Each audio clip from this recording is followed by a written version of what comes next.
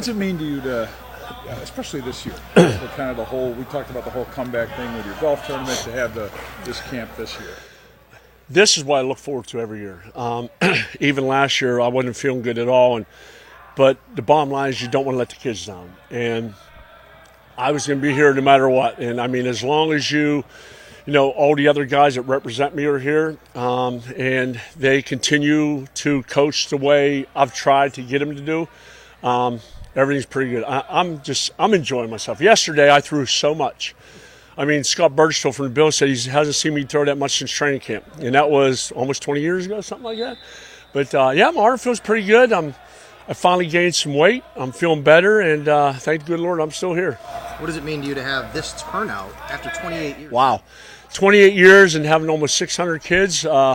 It's amazing. It really is. I mean, we had almost 400 Bantams, and that's 8, 9, and 10-year-olds, and that means repeat campers. I mean, there's so many kids that continue to come back. I got guys that are now coaching and are now officials that were, at my camp for 10, 15 years. I mean, some of these kids are ever since they were little boys, and now they're coaches. But it makes me feel good because they understand that it's not always about football, especially nowadays where our chalk talks that we have, Steve Tasker, Andre Reed, myself, we talk about life too.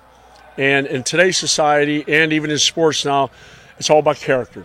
And of course you have to have the athletic ability, but when you got the character to back it up, that's what it's about. And we try to tell all these kids that you got to grow up a lot quicker now.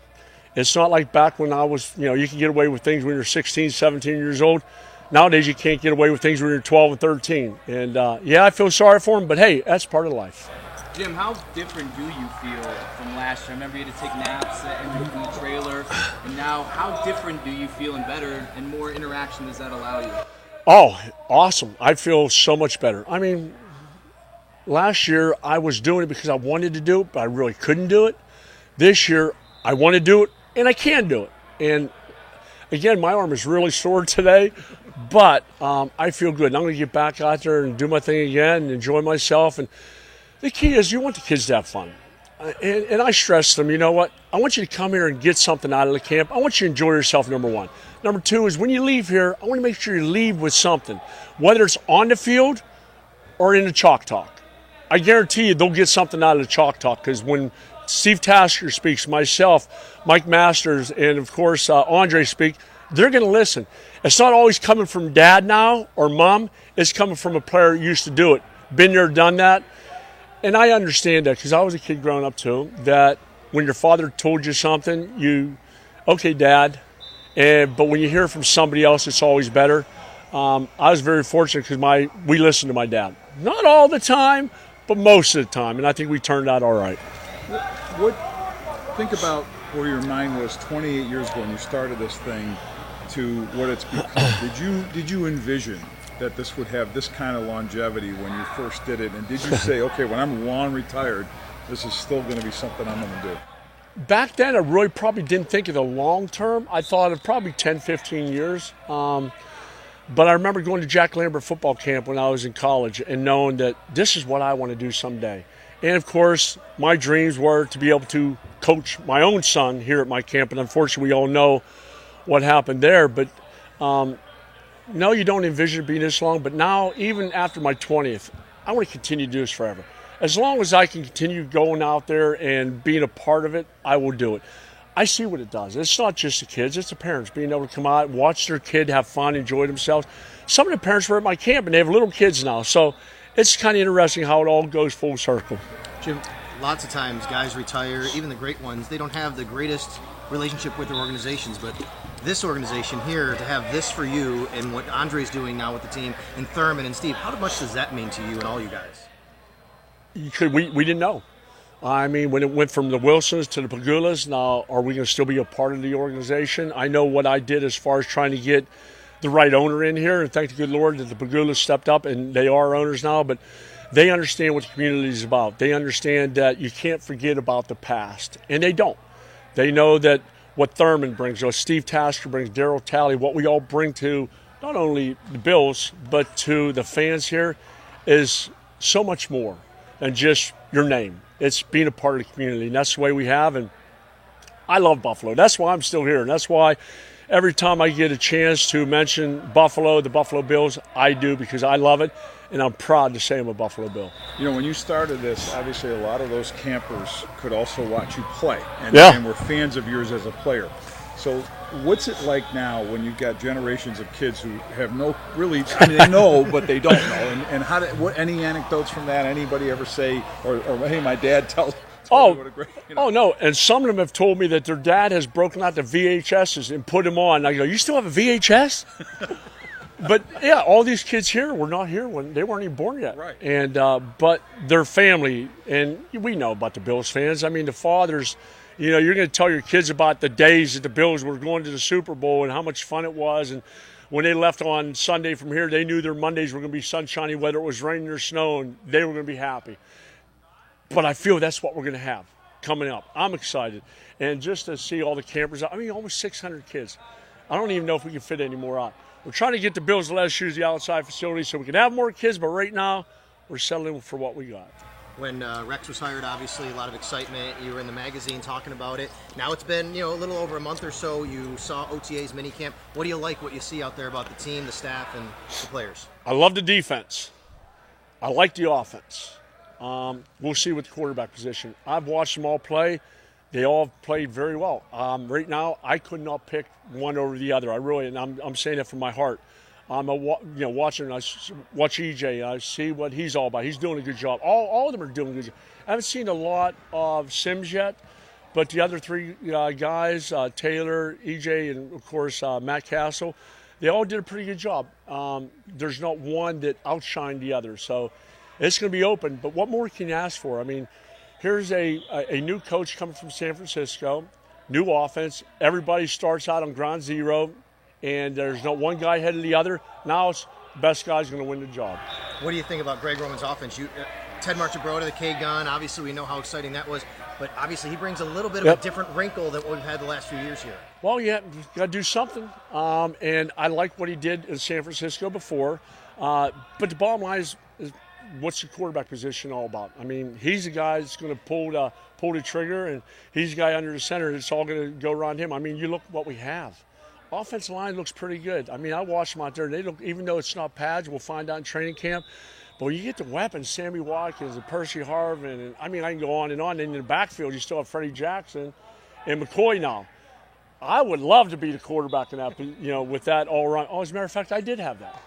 I had Thurman Thomas, Andre Reed, James Lofton, Don Beebe, and Ken Hall. Oh, man, I had it made. So I was blessed. I had great people around me. How easy is it for, or how much pressure does it take off a quarterback when you're surrounded by so many weapons? Do you feel like you don't necessarily have to do as much? Well, I always thought that I had to be the guy to make plays when I had to. Now, right now, it's an offense where it's not 3, 4, 5, 10 years under the same system. It's a new offense. So you're going to learn by your mistakes too. It's more of how do you manage the game? How do you get the ball to the guys quick enough to let them make the plays? It's not always having to make that big play every time. 3rd down, 3 and 4. Know the crucial times in the game where you have to go for the first down, not going long down the sideline, not throwing the ball out of bounds when it's 3rd down and 4.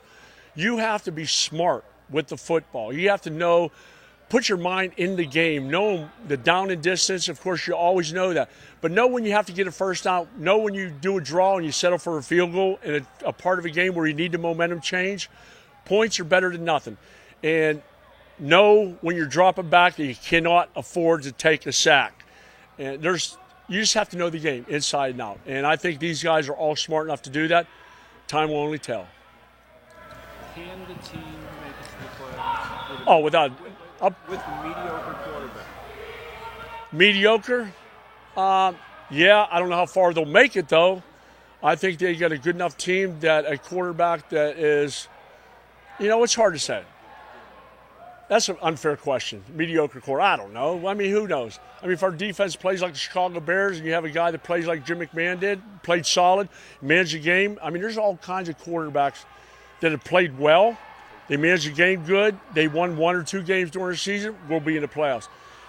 If the quarterback is an elite quarterback, look out, because we have the team, we have the personnel around them.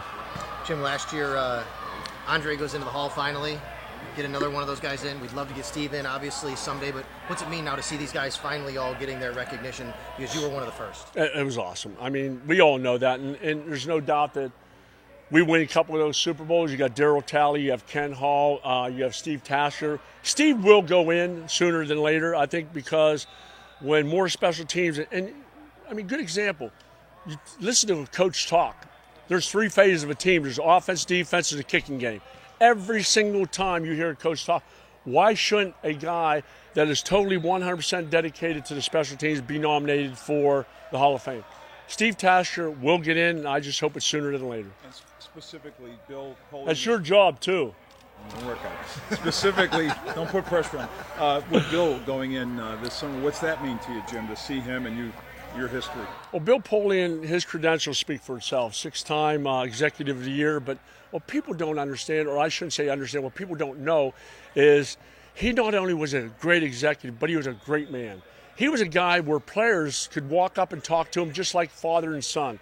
When you had something on your mind, and there's plenty of times I went up to him and talked to him, that he was there with open ears. It wasn't like he was high management, which he was, but he was a guy that could talk to you, a personal guy that no matter what it was, if you wanted it off the record, it was off the record with him. If you had an issue away from the field, he was there for you. He was not only executive of the year, at times he was Papa of the year, taking care of some of us. And I know a lot of you guys were around when we played. We had a few egos on our team. Not only Marv Levy was able to put us all where we needed to be, but Bill Polian always knew what to say and when to say it also. And you never had to worry about lacking support. He was going to find the parts to have around you, around Bruce. Well, you know it. Bringing in Cornelius Bennett and bringing in other guys that we need. I mean, even back to Art Still and some of the players that weren't magic, but they did a great job. James Lofton, one of the good, great picks that he had. He's probably in the Hall of Fame because of what we were able to do for his career here. I mean, he'd be in it no matter what, but I think that elevated James even more. And even a guy like Cornelius Bennett, being able to make that trade and bringing him in there, picking Thurman Thomas. Yep. Thank you, good Lord, for that. I mean, he picked the right one in that, and look where he's at. So, yeah, I've been blessed to have great people around me. Jim, those were some pretty big personalities and egos, and really, I'd say now with the names you have now, we haven't seen anything since then until now with these types of names and personalities. What does it take? Who needs to step up in the locker room to make sure that everyone kind of keeps those egos in check? And does it take a leader in the locker room to make sure, and not just the coaching staff? Well, I think Kyle Williams does a pretty good job from what I've been told. I'm not in the locker room to hear it all. I've heard EJ speak to the receivers and that. Everything he says is magic. But you have to do it on the field. And I pray that EJ does well. I really do. I hope he does well. He's a good kid. He's got great athletic ability, but you need to do it on the football field. And I hope he steps up. I hope one of the guys step up and become not only the quarterback we want for 1 or 2 years, but the quarterback of the future, 5, 10 years. That's what I want to see. I'm sure everybody else wants to see it too. But how important is it to have that, the kind of the player in the locker room or a couple of players to make sure everything runs and the coaches don't have to intervene, because you have some big-time personalities on this team. There's no doubt. And I think that we'll find out. We will. I mean, I know there's Mario Williams, good example. He's not your typical guy who's going to do a lot of talking. He does his talking on the football field. Kyle Williams does both. Freddie Jackson, great leader. I think we do have the leaders in there, but it starts with the coach too. And I think what Rex Ryan brings to this team is not only enthusiasm, but he brings his heart and soul into it. And what you see is what you get. There's no BSing with him. He tells it like it is. And, yeah, he's all mild-mannered in front of everybody, which is what he should be and how he is. But when he gets in the locker room, when he speaks, players listen. That's what you need. And they respect him. That's key to everything is respect. And this may be the million-dollar question. Like you mentioned, EJ has athleticism and he has a lot of ability and he has the leadership qualities. You know the position of quarterback pretty well. What is that it factor that allows you to take all those things and have them translate on the field? The it factor is doing it on the field, period. You can do great in practice. You can do great in training camp. But once it really starts, game one, day one, you're going to shine. And I just hope EJ learned from last year. He's learned a new system now. And like I said before, they're all starting from ground zero. There's not one that's been in the system more than the other. So we'll see. I mean, I think that's everybody's question mark. What's the quarterback position going to be? Do you think being able to shine on the field is mental toughness? I'm sorry? Do you think being able to shine on the field is mental toughness? Is mental toughness? Being up, Being able to shine on the field, is that mental tough? oh, no, it helps you. When you do positive things, it makes you feel good and makes you get more confidence in yourself. You might throw that pass before you would have held back and probably took a sack. You got to take chances every once in a while. I mean, that's just part of football. And with those come interceptions, but you want to be a consistent player making the positive throws.